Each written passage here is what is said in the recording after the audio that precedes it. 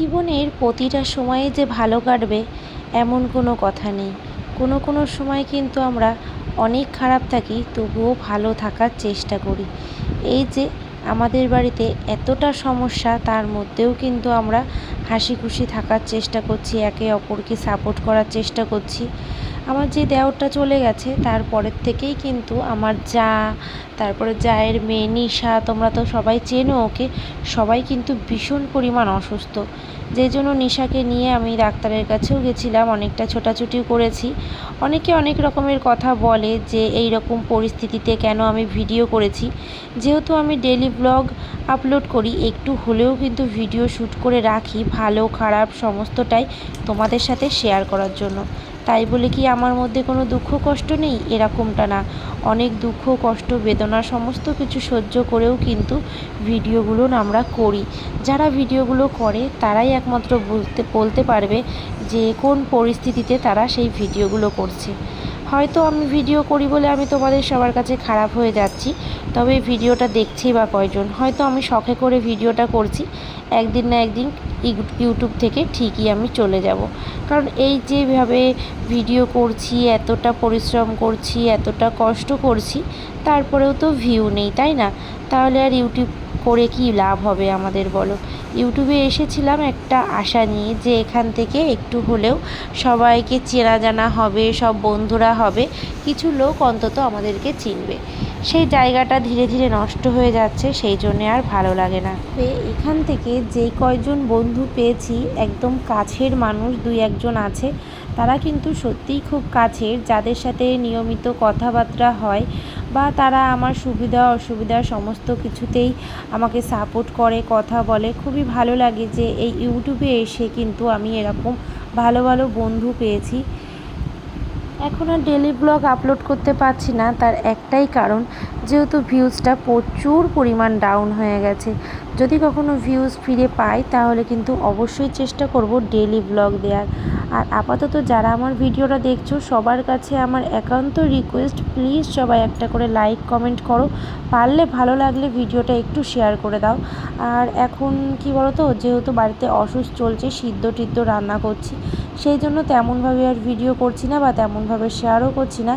একসাথে কয়েকটা পার্ট এক এক করে তোমাদের সাথে শেয়ার করছি। যেহেতু এর মধ্যে 10টা দিন কিন্তু আমাদের সিদ্ধ খেয়ে চলে যায়, তারপরে ঘাট কাজের দিন অনেক কাজ থাকে, তো সমস্ত কিছু মিলিয়ে মিশিয়ে একাকার একটা অবস্থা, যার মধ্যে দিয়ে ভাতটা মাখা আছে কুমড়োর জালি আর ভেন্ডি দিয়ে, তাই তো? আর এদিকে হচ্ছে আলু সিদ্ধ হয়েছে।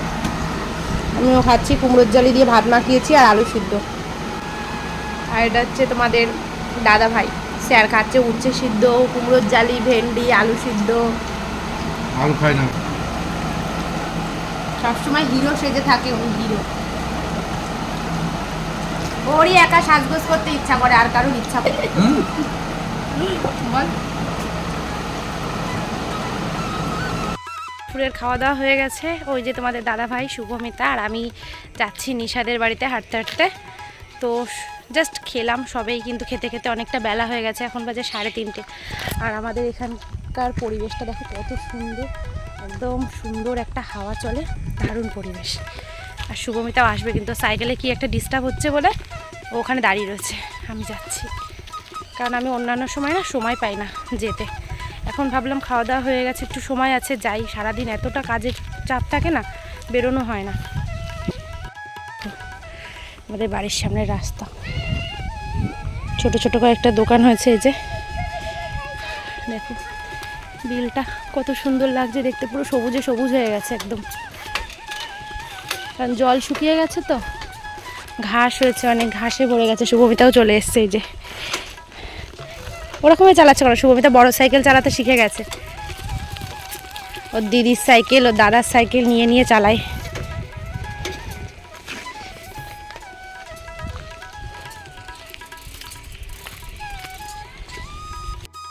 বাড়ি আস্তে আস্তে পুরো সন্ধ্যা হয়ে গেছে। কি হাওয়া, হাওয়াতে ধুলো পুরোপুরি নিয়ে যাওয়াও যাচ্ছে না, এত হাওয়া। দেখো যে সন্ধ্যাবেলা ধুনো দিচ্ছি চারিদিকে। প্রথমে এলাম দোকানের দিকে দিতে,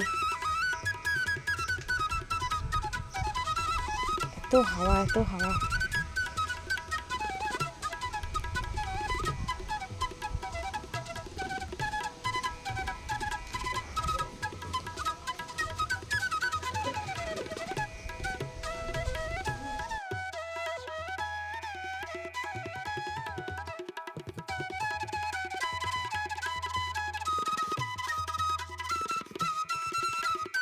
good morning, welcome back to Moumita lifestyle.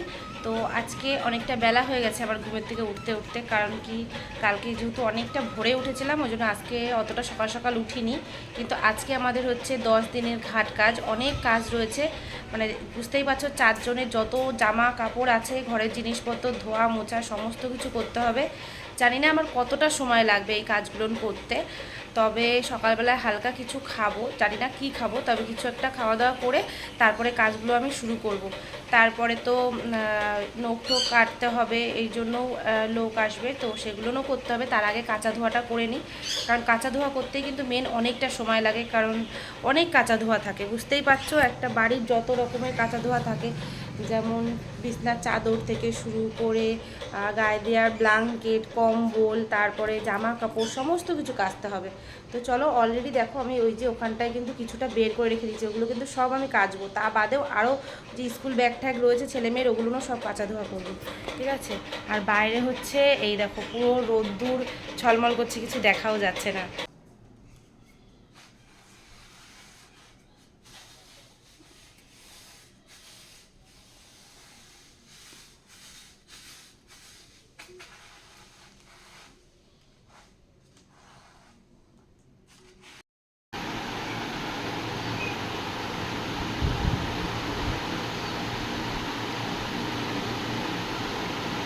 প্রচুর কষ্ট হয়ে যাচ্ছে, এই যে সব কিছু নিয়ে এসছি এখানে, অনেক জামা কাপড় কাঁচা ধোয়া করতে থাকি, দেখি কত দূর পারি। না পারলেও করতে হবে, টানা রোদ জানো তো, অনেকটা লেট হয়ে গেছে।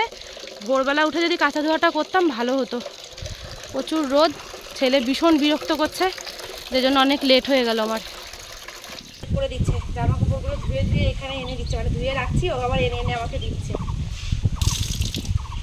অনেক জামা কাপড়, বেলা দেখো এদিক থেকে ওদিক হয়ে যাচ্ছে, তাও আমার জামা কাপড় কাঁচা ধোয়া শেষ হচ্ছে না। অনেকগুলো কাঁচা ধোয়া হয়ে গেছে, এখানে এক গামলা রেখে দিয়েছে, তলায় কিন্তু গামলা রয়েছে, এই দেখো এগুলো সব শুকানো হয়ে গেছে, এগুলো সব শুকিয়ে গেছে, এগুলো রেখে দিয়েছি এখানটায় এক জায়গা করে, কারণ এত বেশি হাওয়ায় উড়ে যাচ্ছে। আর ওখানে যে 3টে বিছনার চাদর, তারপরে যে কম্বল, এগুলো সব কাঁচা ধোয়া হয়েছে। আমার নাইটিটা এখন ধুয়ে দিলাম। তোমাদের দাদাভাই গেছে হচ্ছে ওই চুল টুল কাটতে গেছে, আমি আর যাইনি, কারণ আমার এখনও ঘরের কাজ হয়নি, ঘরদোর মোছামুছি বাকি আছে।